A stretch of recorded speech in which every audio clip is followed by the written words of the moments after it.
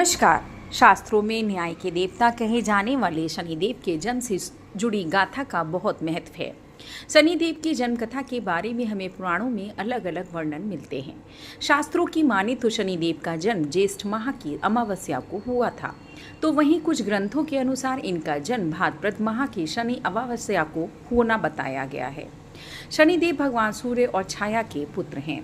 सूर्य के अन्य पुत्रों से शनि का स्वभाव एकदम विपरीत है। उन्हें एक क्रूर ग्रह के रूप में भी जाना जाता है। कहते हैं उनकी दृष्टि में जो क्रूरता है वे उनकी पत्नी के शाप के कारण है। हालांकि शनिदेव जितने उग्र स्वभाव के हैं वे उतने ही दयालु प्रवृत्ति के भी हैं।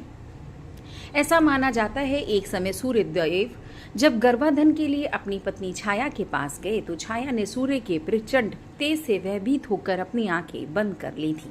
कालांतर में छाया के गर्भ से शनिदेव का जन्म हुआ। शनिदेव के काले रंग के को देखकर भगवान सूर्य ने अपनी पत्नी पर आरोप लगाया कि शनि उनका पुत्र नहीं है। भगवान सूर्य के आरोप से नाराज शनिदेव अपने पिता को ही शत्रु मान बैठे। भगवान सूर्य के आरोप से शनिदेव की मां भी नाराज हुई और उन्होंने इच्छा जताई कि उनका पुत्र सूर्यदेव से भी ज्यादा शक्तिशाली और पूज्य बने। अपनी मां की इच्छा पूरी करने के लिए शनिदेव ने वर्षों तक भूखे प्यासे रहकर शिव जी की आराधना की। शनिदेव की तपस्या से प्रसन्न होकर शिव जी ने उनसे वर मांगने को कहा, जिसके बाद शनिदेव ने कहा, युगों युगों से मेरी मां छाया की पराजय होती रही है।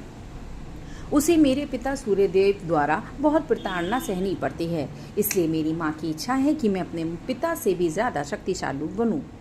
भगवान शिव ने शनिदेव की बातें सुन उन्हें वरदान देते हुए कहा, नवग्रहों में तुम्हारा स्थान सर्वश्रेष्ठ होगा। तुम पृथ्वी लोक के न्यायाधीश और दंडा अधिकारी रहोगे। साधारण मानव से लेकर देवता, असुर, सिद्ध और नाग भी तुम्हारे नाम से भयभीत रहेंगे।